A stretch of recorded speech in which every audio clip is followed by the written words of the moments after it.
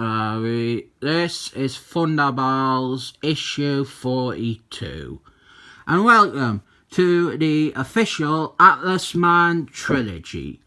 I'm gonna do a trilogy of videos to prove once and for all that Aardman Hawkeye is a load of bollocks, at least when it comes to the Thunderbolts, these characters and their established personalities. This issue is as much as a big fight issue, focusing on Atlas Man, on his character, and the poor guy, he is relegated to the background of the cover. This is written by Fabian Nicieza, the best writer of Thunderbolts, and it is drawn by mach-v. We start off in Atlas Man. He is drowning his sorrows in the pub, and his bartender, well, he fancies his bartender, and she is a supervillainess called Man Killer. And I tell you what, she is really sexy. Like, I really like her.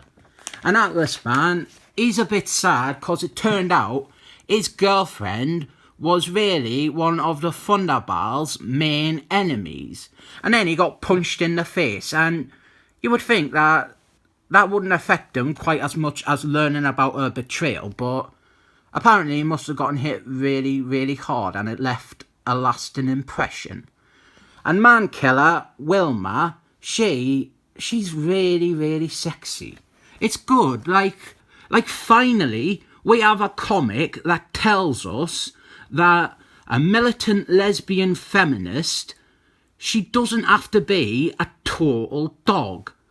Like, Man Killer, Wilma, she's gorgeous, she's really pretty, and she's like built, she's butch, she's got the short hair, but she's still sexy. Like, I would happily marry that, but I'm not her type. I didn't have a minge. But I tell you what, I would love for her to, like, marry me. Like, she's in denial, or it's like a cover, or she's, like, denying her lesbianism, and all the pent-up anger and anxiety and angst, well, she takes it out on me by beating us up, or raping us or something. That'd be fucking hot, that. Then we have got a subplot here with Atlas Man's girlfriend. She is fighting another Thunderbolts baddie, and we've got this bit here. It's like Gannon Hour, the girlfriend's history, her origin, stuff like that. It's a good little fight between these two characters, and we'll get back to this part because the main thing is a fight between Atlas Man and Wonder Man, which of course is Wonder Woman when she transitioned, when she became a man.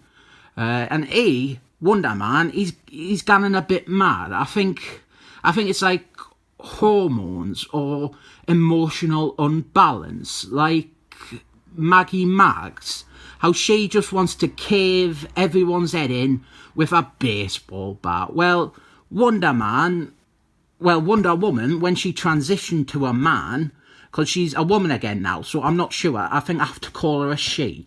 She had the same thing, violent ideation, wanting to beat everyone up with baseball bats. By the way, Atlas Man's girlfriend, she's hot as well. I'd happily marry her too, but the problem is, she wouldn't beat us up. Well, she couldn't. She ends up in a wheelie chair. I suppose she could still beat us up from the chair, but it would take her quite a lot of effort, and I didn't want to put her out like that. Maybe I can get her, like, a stick or something. If she wants to batter us, just say so, and maybe I can do it myself. Like, I'm always self-harming anyway, so it's like not that much of a change for me. So Wonder Man and Atlas Man, they are having a big fight in the pub, and little continuity, they both have the same origin. Wonder Man, well, he used Baron Zero's super science machine to transition, and Atlas Man, he used the same machine to Well, actually, he does transition in a few issues' time. Him and his girlfriend, they get like fused together. They become one person. Thunderbolts, God, it was woke before it was cool. We got a beautiful third wave feminist lesbian. We got our trans representation. We've got our cripples. It's great, this. And one of the little subplots that is going on here is between Atlas Man and Man Killer. Atlas Man, he is trying to convince Man Killer to help him out and become like a hero, like he is. Then we get a quick little catch up with the other members, the rest of the team. We got Hawkeye, we got Fister in cosplay as Alan Moore. We've got Mark, real name Abe, and this was when he was like, look, he was in blackface. That was the actual plot.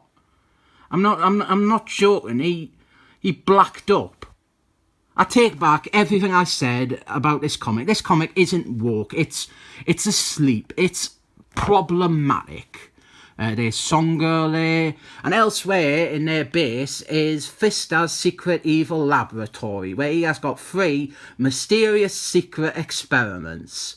I wonder who they are, and if it'll ever be revealed. It will be. All 3 of them will be revealed. And then we've got Manhunter. He's another baddie. He has snuck in. He has broken into the Thunderbolts mountain base. And he's in Fister's secret evil lab. Then we go back to an advert and the big fight between Atlas Man and Wonder Man. And I want to highlight this bit. Look here, Atlas Man, he goes, back away, Wonder Man. There are civilians here. That doesn't seem anything like the character who we saw in Hardman Hawkeye number 3, does it? And then when he has like knocked Wonder Man down, when the first chance he gets, his first concern is his friend. Wilma, are you okay? Of course she's okay. She's beautiful. Really, really like her. Massive tits too. A bit unfair of the artist to give the angry feminist the biggest pair of cans. But you definitely shouldn't say that. That is a horrifically misogynistic and sexist thing to say. So don't even think that, you dirty pigs. Wilma, beautiful, beautiful Wilma. Man-hating, lesbian, feminist Wilma. God, I love her. She rejects Atlas Man. And to punctuate the heartbreak of Atlas Man, he gets knocked out by Wonder Man, concurrent with Wilma running away. So then we are back with his girlfriend, the stuff with his girlfriend, his ex-girlfriend really, and I'm not a big fan of this storyline. It was very played out. It was far too long. It went on for ages. Problem was, it started in Kurt Busey's run, and predictably, Kurt Busey botched it. So Fabian Nicieza, he had to try and fix it. He had to try and clean it up. If you read this as a single issue, this is all good stuff. It's a good fight, a nice bit of sinking into her backstory. We learn about her. Even if you read all the issues up to this point, it's still pretty decent. This is some big resolution to her storyline. It's just I just ran out of patience for the whole thing by this point. It was quite redundant. It was quite repetitive and annoying. It just felt really overdone and padded out, and by the end I had no real interest in what was going on with her or what her real identity or allegiance was. Here in the fight, she falls off a bridge, and surprisingly, that isn't how she ends up in a wheelie chair. Wonder Man, he tracks down another member of the Thunderbolts, Charlie Cole. And they have a fight and he one-shots Charlie Cole. So now he's just like bragging there. He's defeated two of them and he's like boasting, he's posing. He's basically showing off. So Mark, real name Abe, Song Girl and Hawkeye show up. And it's to be continued in an issue of Kurt Busey's Avengers run.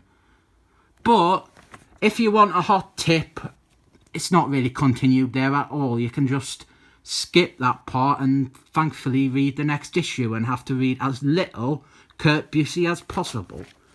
Even though a lot of this was me being tired of the girlfriend subplot and being a bit turned on by the angry feminazi, this is a really great issue of the Thunderbolts.